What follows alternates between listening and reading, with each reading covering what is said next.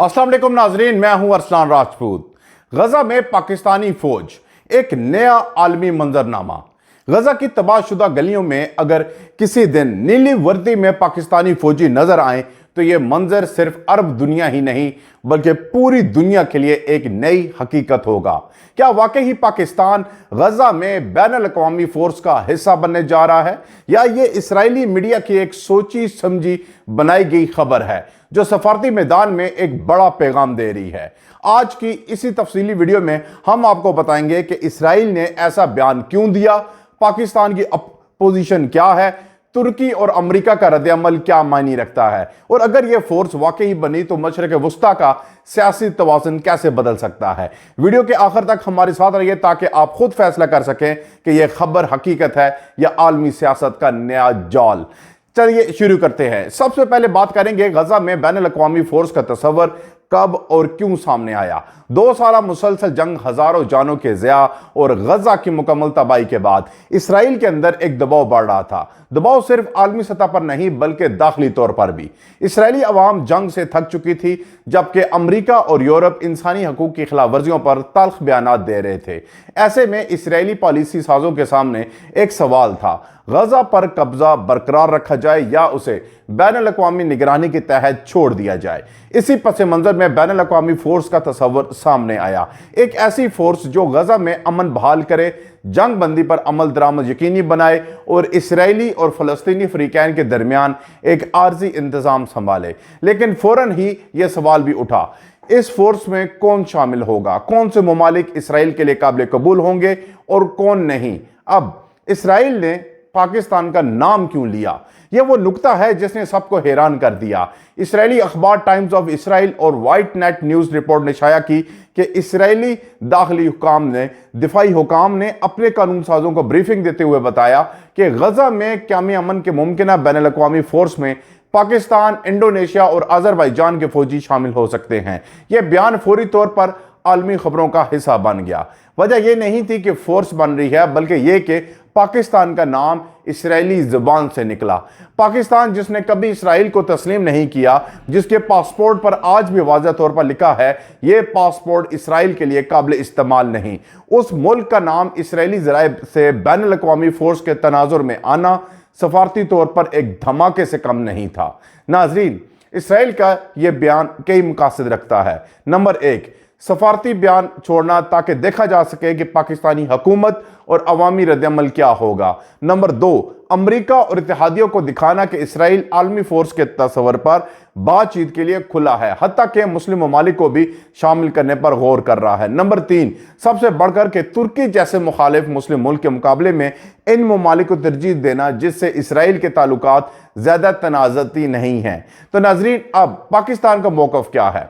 पाकिस्तानी हुकूमत की जानिब से इस मामले पर अभी तक कोई बाज़ाब्ता तस्दीक या तरदीद नहीं की गई। अलबत्ता वफाकी वज़ीर इत्तलात अता तारड़ ने एक मुख्तसर बयान में कहा कि गजा में पाकिस्तानी अफवाज की तैनाती के हवाले से वज़ारत ख़ारजा जवाब देगी। ये एक मोहताज जवाब है जो न तस्दीक है न तरदीद, लेकिन ये खामोशी भी अपने अंदर एक सफारती वज़न रखती है। पाकिस्तान की वज़ारत ख़ारजा ऐसे हसास मौजू पर अमूमन 2 बातों को देखती है। नंबर 1, इस्लामी ताउन तंजीम का मौक़िफ़ क्या है। नंबर 2, अक़वाम मुत्तहिदा या अमेरिका के प्लेटफॉर्म से क्या दबाव या पेशकश मौजूद है। पाकिस्तान की तारीख में अक़वाम मुत्तहिदा के अमन मिशन में हिस्सा लेने की एक तवील फहरिस्त है। कांगो, सोमालिया, बोस्निया और दीगर दुनिया भर में अक़वाम मुत्तहिदा के अमन मिशन में पाकिस्तानी फ़ौज का किरदार हमेशा काबिल तारीफ़ रहा है। लेकिन गजा का मामला आम अमन मिशन जैसा नहीं है। यह एक सियासी, मजहबी और इखलाकी तनाज़ा है जिसमें हर कदम का आलमी रद्द-ए-अमल गैर मामूली होगा। अब क्या इसराइल के लिए पाकिस्तान काबिल कबूल हो सकता है? यह सवाल बज़ाहिर अजीब लगता है, लेकिन इसराइली मीडिया का यही इंदिया है कि इसराइल इन ममालिक पर गौर कर रहा है जिन पर उसे एतमाद है या कम अज़ कम गैर जानबदार समझा जाता है। यह बयान कई सतहों पर मुतनाज़ा है क्योंकि इसराइल और पाकिस्तान के दरमियान کوئی سفارتی تعلقات موجود نہیں۔ تاہم اسرائیل جانتا ہے کہ پاکستانی فوج دنیا کی سب سے بڑی مسلم فوجوں میں سے ایک ہے، جس نے بین الاقوامی امن فورسز میں ایک مضبوط ساکھ بنائی۔ اسرائیل کا مقصد یہ نہیں کہ پاکستان فورس بھیجے، بلکہ یہ تاثر دینا ہے کہ اگر پاکستان جیسے ملک کو بھی شامل کر لیا جائے تو یہ فورس اسلامی یا غیر جانبدار تاثر رکھے گی، جس سے عرب دنیا اور فلسطینی عوام کے خدشات کم کیا جا سکیں گے۔ یہ بیان ایک نفسیاتی اور سفارتی حربہ بھی ہو سکتا ہے، کیونکہ ترکی، قطر یا ایران کے مقابلے میں پاکستان کو سیاسی طور پر کم جارح تصور کیا جاتا ہے۔ ناظرین، اب ترکی کے معاملے پر اسرائیل اتنا حساس کیوں ہے؟ یہ وہ نقطہ ہے جہاں کہانی کا دوسرا رخ کھلتا ہے۔ اسرائیل نے واضح طور پر کہا ہے کہ وہ غزہ میں ترکی کی فوج کو قبول نہیں کرے گا۔ اسرائیلی وزیر خارجہ نے ہنگری میں پریس کانفرنس کرتے ہوئے کہا، جو ممالک غزہ میں فوج بھیجنا چاہتے ہیں انہیں کم از کم اسرائیل کے ساتھ منصفانہ رویہ رکھنا چاہیے۔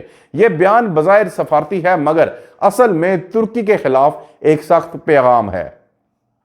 ابھی ناظرین، اردگان کی قیادت میں ترکی نے اسرائیل کے خلاف دشمنی کا رویہ اختیار کیا۔ اس لیے اسرائیل کے لیے یہ قابل قبول نہیں کہ ان کی مسلح افواج کو غزہ کی پٹی میں داخل ہونے دیں۔ یہی موقف چند دن پہلے نیتن یاہو نے بھی دہرایا تھا کہ غزہ میں کن غیر ملکی افواج کو داخلے کی اجازت دی جائے گی، اس کا فیصلہ اسرائیل خود کرے گا۔ یہی وہ جملہ ہے جو امریکہ کے لیے بھی ایک چیلنج بن گیا، کیونکہ واشنگٹن چاہتا ہے کہ غزہ میں کوئی غیر جانبدار فورس تعینات ہو، لیکن اسرائیل کہتا ہے کہ صرف وہی ملک اندر جا سکتا ہے جس پر اسرائیل کو اعتماد ہو۔ تو ناظرین، اب امریکہ کا کردار کیا ہے؟ امریکی وزیر خارجہ مارکو روبیو نے اپنے حالیہ دورے اسرائیل اور غزہ کے دوران کہا کہ بین الاقوامی فورس ان ممالک پر مشتمل ہونی چاہیے جن پر اسرائیل مطمئن ہو۔ یہ جملہ ظاہر کرتا ہے کہ امریکہ اسرائیل کی منظوری کے بغیر کسی فورس کو قبول نہیں کرے گا، لیکن ساتھ ہی امریکی انتظامیہ نے یہ بھی واضح کر دیا کہ وہ اپنے فوجی غزہ نہیں بھیجے گا۔ اس کے بجائے امریکہ نے انڈونیشیا، متحدہ عرب امارات، مصر، قطر، ترکی اور آذربائیجان جیسے ممالک سے بات چیت شروع کی ہے تاکہ وہ بین الاقوامی فورس میں کردار ادا کر سکیں۔ یہاں سوال یہ بنتا ہے کہ اگر امریکہ ترکی سے بات کر رہا ہے اور اسرائیل ترکی کو رد کر رہا ہے تو یہ فورس آخر بنے گی کیسے؟ اگر پاکستان شامل ہوا تو عملی صورت کیا ہوگی؟ اگر پاکستان واقعی اس فورس میں شامل ہوتا ہے تو اس کا مطلب ہوگا کہ پاکستانی فوج اقوام متحدہ یا کسی مشترکہ عالمی کمان کے تحت تعینات ہوگی۔ یہ تعیناتی براہ راست اسرائیل کے ساتھ کسی دو طرفہ معاہدے کے تحت نہیں ہوگی، بلکہ غالب امکان ہے کہ یہ فورس اقوام متحدہ کی منظوری یا امریکہ اور عرب اتحادیوں کی سرپرستی میں تشکیل پائے۔ پاکستان کی فوج اس وقت بھی 12 سے زائد اقوام متحدہ کے امن مشنز کا حصہ ہے، لیکن غزہ ایک ایسا علاقہ ہے جہاں فوجی موجودگی کا مطلب صرف امن مشن نہیں بلکہ ایک سیاسی موقف بھی ہے، کیونکہ یہاں اسرائیل کا سامنا صرف حماس سے نہیں بلکہ ایک پورے نظریے سے ہے۔ تو پاکستان کے لیے سب سے بڑا چیلنج یہ ہوگا کہ وہ اس فورس میں شامل ہو کر غیر جانبدار کیسے رہے گا۔ اگر پاکستانی فوج وہاں جائے گی تو اسرائیل اسے اپنی نگرانی میں کام کرنے والی فورس سمجھنا چاہے گی، جبکہ عرب دنیا اور فلسطینی عوام اسے مسلمانوں کے نمائندے کے طور پر دیکھیں گے۔ یعنی ایک ہی عمل دو تضاد زاویوں سے دیکھا جائے گا۔ یہی وجہ ہے کہ پاکستانی وزارت خارجہ اور فوج دونوں انتہائی محتاط انداز میں اس موضوع پر خاموش ہیں۔ تو ناظرین، اب اسرائیلی میڈیا یہ خبر کیوں اچھال رہا ہے؟ یہ سوال اس پوری کہانی کا سب سے اہم پہلو ہے۔ اسرائیلی اخبار ٹائمز آف اسرائیل اور وائڈ نیٹ نیوز کا یہ دعویٰ کسی باضابطہ حکومتی بیان پر مبنی نہیں بلکہ ایک بند کمرے اجلاس کی نامعلوم بریفنگ سے جڑا ہے۔ یہی وہ انداز ہے جو اسرائیلی ذرائع اکثر صفاتی ماحول جانچنے کے لیے اپناتے ہیں۔ پہلے میڈیا کے ذریعے خبر لیک کر دی جاتی ہے، پھر رد عمل دیکھا جاتا ہے، اور اگر رد عمل نرم ہو تو اگلا قدم اٹھا لیا جاتا ہے۔ اسرائیلی میڈیا کے اس بیان نے ایک تیر سے کئی نشانے لگائے۔ نمبر 1، عرب ممالک کے رد عمل کا جائزہ لینا۔ نمبر 2، پاکستان جیسے مسلم ممالک کے بیانیے کو پرکھنا۔ نمبر 3، سب سے بڑھ کر ترکی کو مزید الگ تھلگ دکھانا۔ یہ ایک سیاسی حکمت عملی ہے جو بظاہر اطلاعاتی جنگ کا حصہ ہے، کیونکہ اسرائیل جانتا ہے کہ اگر ترکی کو مسترد کرنے کے ساتھ ساتھ پاکستان، آذربائیجان اور انڈونیشیا جیسے ممالک کے نام لیا جائیں تو دنیا کو یہ تاثر دیا جا سکتا ہے کہ اسرائیل مسلم دنیا کے ساتھ دشمنی نہیں رکھتا بلکہ صرف ترکی کے رویے سے نالاں ہے۔ ناظرین، یہ تھی آج کی ویڈیو۔ اگر آپ کو ویڈیو پسند آئی ہو تو لائک کریں، چینل کو سبسکرائب کریں، بیل آئیکن ضرور پریس کریں۔ ملیں گے اگلی ویڈیو میں، تب تک کے لیے اللہ حافظ۔